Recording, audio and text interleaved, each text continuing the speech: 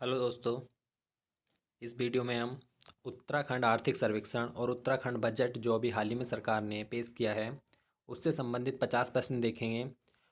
वो आने वाले एग्ज़ाम के लिए बहुत ज़्यादा इंपॉर्टेंट होंगे, इसलिए वीडियो में लास्ट तक बने रहे और चैनल को ज़रूर सब्सक्राइब करें।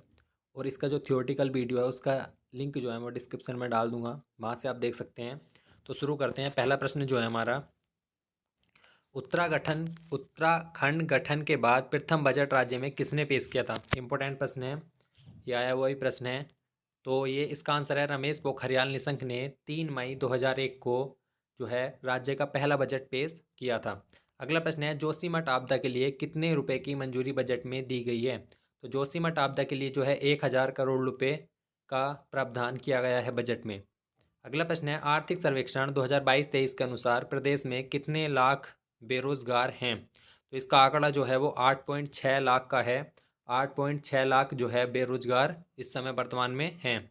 उत्तराखंड राजकोषीय उत्तरदायित्व और बजट प्रबंधन अधिनियम जो है कब लागू हुआ। यह जो है सेंटर में 2003 में लागू हुआ था और जो है राज्य में इसको 2005 में लागू किया गया। तो इसका जो मुख्य उद्देश्य है वो राजकोषीय घाटे को कम करना है। तो राज्य में 2005 में लागू किया गया था।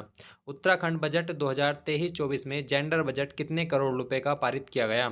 तो जेंडर बजट जो है वो महिलाओं के लिए स्पेसिफिक बनाया गया है। उनकी जो योजनाएं होती हैं उनके विकास के लिए जो है उसमें बजट का प्रावधान किया जाता है। राज्य में प्रथम जेंडर बजट जो है वो 2007-8 में सबसे पहले पारित किया गया था।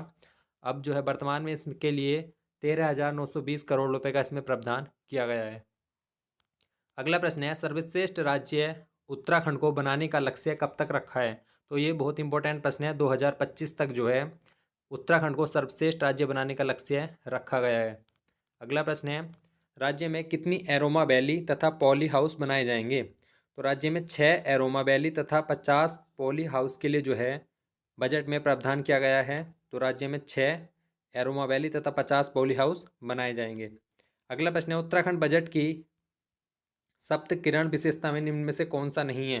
तो जैसे केंद्रीय बजट जो था उसकी विशेषता सप्तऋषि थी, तो हमारे यहाँ की जो विशेषता है वो है सप्त किरण। तो सप्त किरण के अनुसार जो है सुलभ आवागमन है, आय में वृद्धि करना नहीं है, पूंजीगत खर्च है, पूंजीगत जो खर्च है उसमें कमी लाना, इकोलॉजी बनाम इकोलॉजी बनाम इकोनमी, गलत लिखा हुआ थोड़ा सा, इकोलॉजी बनाम इकोनमी जो है इसका उद्देश्य है, लेकिन आय में वृद्धि करना नहीं है। इसमें 7 बिंदु जो हैं, 7 बिंदु इसमें दिए गए हैं, उसको आप अच्छे से पढ़ लेना, आने वाले एग्जाम के लिए बहुत ज़्यादा इंपॉर्टेंट है। अगला प्रश्न है, समग्र शिक्षा अभियान के लिए कितने करोड़ रुपए का बजट दिया गया है। तो समग्र शिक्षा अभियान के लिए जो है वो 813 करोड़ रुपए का प्रावधान किया गया है।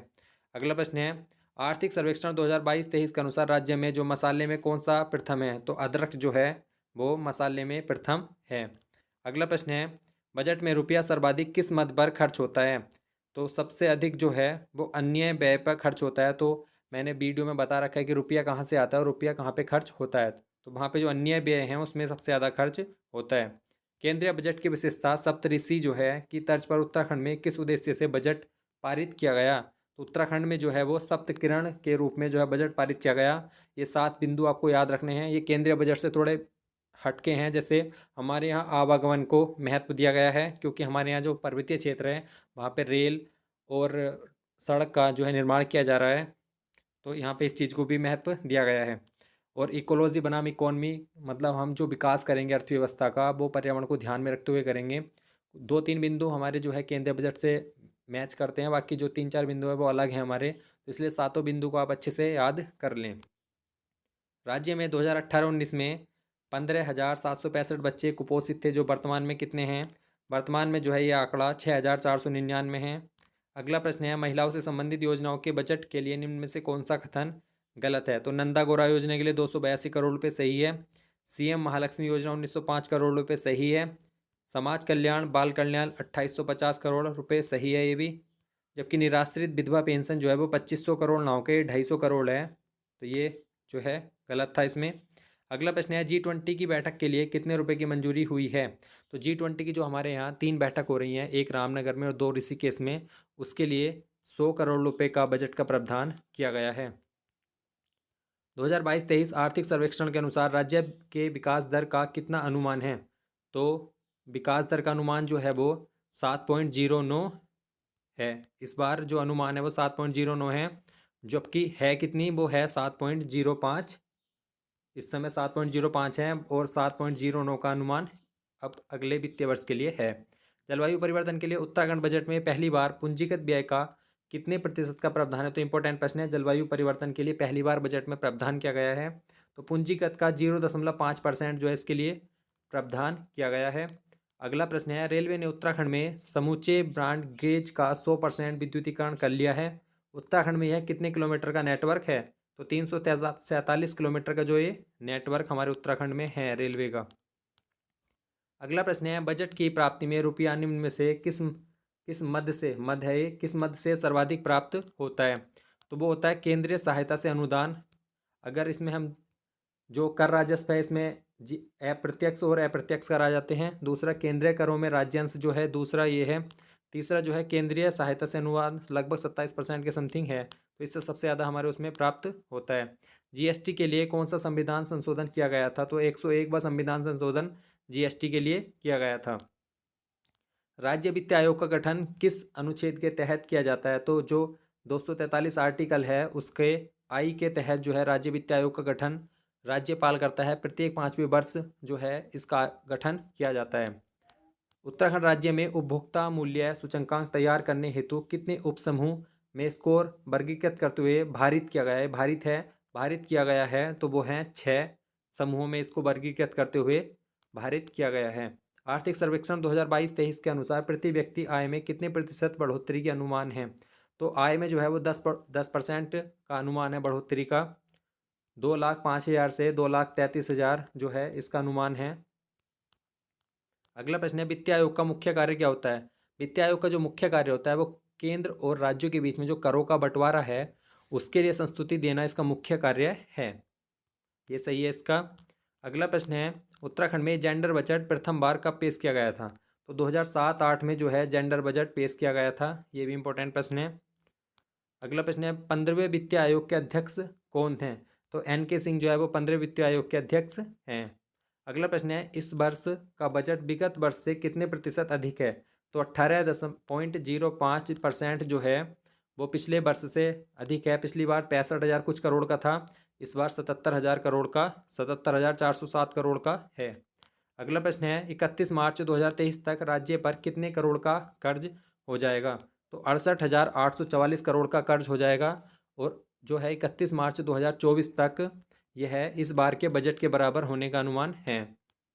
अगला प्रश्न है, राज्य सकल प्राप्ति में सर्वाधिक योगदान किस कर का है? तो ये भी इंपॉर्टेंट प्रश्न है। जो व्यापार कर बैट होता है हमारा, उसका सब राज्य का माना जाता है। ये बैट जो होता है राज्य का एक कर है।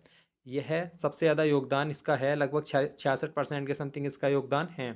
राज्य में किस हवाई अड्डे का विकास जो है वायुसेना करेगी? तो ये भी इंपॉर्टेंट प्रश्न है। अभी 2-3 दिन पहले का यह नैनी सैनी हवाई अड्डा जो है पिथौरागढ़ में, उसका विकास जो है वायुसेना करेगी। अगला प्रश्न है, उत्तराखंड का बजट और आर्थिक सर्वेक्षण कहाँ पर पेश किया गया 2023-24 का? तो ये जो पेश किया गया ये भराड़ीसैंण है एक कस्बा, गैरसैंण चमोली, गैरसैंण तहसील पड़ती है चमोली में, उसका एक भराड़ीसैंण कस्बा है जहाँ पे विधानसभा भवन बना हुआ है, तो वहाँ पे जो है इसको पेश किया गया। अगला प्रश्न है, उत्तराखंड बजट की शक्तिकरण विशेषता में से निम्न में से कौन सा नहीं है? तो महिला सशक्तिकरण इसमें नहीं है, जबकि प्रौद्योगिकी पर जोर देना है, मानव पूंजी निवेश है और अंतिम व्यक्ति तक विकास है। तो अंतिम व्यक्ति तक विकास जो है ये केंद्र के सप्तऋषि में भी है, तो इसलिए इंपॉर्टेंट है। उत्तराखंड में बैट कब से लागू हुआ? तो 1 अप्रैल 2005 से जो है बैट लागू हुआ था। और बैट और जीएसटी में सिर्फ यही अंतर है, बैट जो है प्रत्येक वस्तु के प्रत्येक चरण पर लगता है। जैसे उत्पादित हुई फिर उससे उसका दूसरी वस्तु में इसका निर्माण किया गया तो वो प्रत्येक चरण पर लगेगा, लेकिन जीएसटी जो है सिर्फ वो अंतिम चरण पर लगता है। ये इसमें अंतर है। गैरसैंण में प्रथम बार बजट कब पेश किया गया था? तो 2018 में त्रिवेंद्र सिंह रावत की सरकार थी उस समय, तो त्रिवेंद्र सिंह रावत वित्त मंत्री का पद भी उन्हीं के पास था, उन्होंने ये बजट पेश किया था गैरसैंण में। अगला प्रश्न है, जीएसटी परिषद का अध्यक्ष कौन होता है? ये भी बहुत इंपॉर्टेंट है। तो वित्तीय मंत्री जो होता है वो जीएसटी परिषद का अध्यक्ष होता है। लोक सेवा आयोग परीक्षा की तैयारी करने के लिए कितने रुपए का प्रावधान किया गया है? तो 50,000 रुपये का प्रावधान इसके लिए किया गया है। उत्तराखंड बजट 2023-24 में किस विभाग को सर्वाधिक बजट दिया गया है? तो शिक्षा, खेल और युवा कल्याण विभाग को सर्वाधिक बजट जो है दिया गया है। आर्थिक सर्वेक्षण 2022-23 के अनुसार राज्य की अर्थव्यवस्था का आकार कितने का अनुमान है लाख करोड़ में? तो 3.02 लाख करोड़ का अनुमान इस बार है अर्थव्यवस्था का आकार जो है। उत्तराखंड का बजट किसने पेश किया? तो वित्त मंत्री प्रेमचंद्र अग्रवाल ने जो है ये बजट पेश किया। अगला प्रश्न है, राज्य के तीनों क्षेत्रों का अर्थव्यवस्था के योगदान में संबंधित आरोही क्रम बताइए। तो इसका जो सही आंसर वो है 1, 3, 2। प्राथमिक क्षेत्र सबसे कम है, उसके बाद तृतीय क्षेत्र आता है, उसके बाद द्वितीय क्षेत्र आता है। उत्तराखंड में द्वितीय क्षेत्र का योगदान सर्वाधिक है। वायुसेना द्वारा 3 दिवसीय अभ्यास किस हवाई अड्डे पर किया जा रहा है? तो ये जो चिन्यालीसोड़ हवाई अड्डा है उत्तरकाशी में, इस पर जो है वायुसेना का अभ्यास किया जा रहा है। उत्तराखंड बजट का कुल आकार कितना है? तो 77,407 करोड़ जो है उत्तराखंड बजट का कुल आकार है। अगला प्रश्न है, जीएसटी से संबंधित इनमें से कौन सा कथन गलत है? तो यह है सहकारी संघवाद को बढ़ावा देता है, सही बात है। इसमें केंद्र और राज्यों की भागीदारी सुनिश्चित करना है। इसने वैट को प्रतिस्थापित किया, सही है। इसके अध्यक्ष प्रधानमंत्री होते हैं, गलत है। जो जीएसटी के अध्यक्ष होते हैं वो वित्त मंत्री होते हैं। जीएसटी एक अप्रत्यक्ष कर है, ये भी सही है। 15वें वित्त आयोग ने राज्य को कितने प्रतिशत हिस्सेदारी की सिफारिश की थी?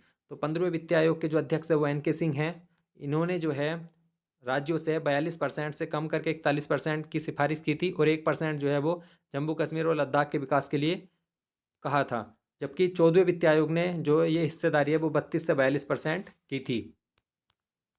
अगला प्रश्न है, बजट 2023-24 के अनुसार राजकोषीय घाटा कितना होने का अनुमान है? तो 9,046 करोड़ का जो है ये अनुमान है। राज्य बजट किस अनुच्छेद से संबंधित है? तो राज्य बजट जो है वो आर्टिकल 202 से संबंधित है। इसकी कमेंट भी आ रही थी कि जो 112 आर्टिकल बता रहा है कोई 117 वो केंद्रीय बजट होते हैं, ये राज्य बजट जो है वो आर्टिकल 202 में है। इसको आप देख लेना सही से। तो ये हमारे जीएसटी कब से लागू किया गया? तो जीएसटी जो है 1 जुलाई 2017 से लागू किया गया। अगला प्रश्न है, इनमें से कौन सा प्राथमिक क्षेत्र में नहीं आता? प्राथमिक क्षेत्र में जो है कृषि आती है, पशुपालन आता है, मत्स्य पालन आता है, वानिकी लट्ठा बनाना भी प्राथमिक क्षेत्र में आता है। परिवहन जबकि ये तृतीय क्षेत्र में आता है, ये सेवा हो गई एक प्रकार की। अगला प्रश्न है, वित्त आयोग का गठन संविधान के किस अनुच्छेद के तहत किया गया? तो अनुच्छेद 280 के तहत जो है राष्ट्रपति वित्त आयोग का गठन प्रत्येक 5वें वर्ष के बाद करता है, जबकि राज्य वित्त आयोग का गठन जो है वो राज्यपाल करता है प्रत्येक 5वें वर्ष के बाद। इस समय जो हमारे वित्त आयोग के राज्य वित्त आयोग के जो अध्यक्ष हैं वो इंदु कुमार पांडे हैं और जो केंद्रीय वित्त आयोग के अध्यक्ष हैं वो एन के सिंह हैं। तो ये हमारे जो 50 प्रश्न आज के बहुत इंपॉर्टेंट थे जो आने वाले एग्जाम के लिए महत्वपूर्ण है। तो चैनल को लाइक शेयर सब्सक्राइब जरूर करें और इसके डिस्क्रिप्शन में टेलीग्राम का लिंक और जो हमारे राज्य बजट और आर्थिक सर्वेक्षण की वीडियो का लिंक है वो मैं प्रोवाइड करा दूंगा। धन्यवाद।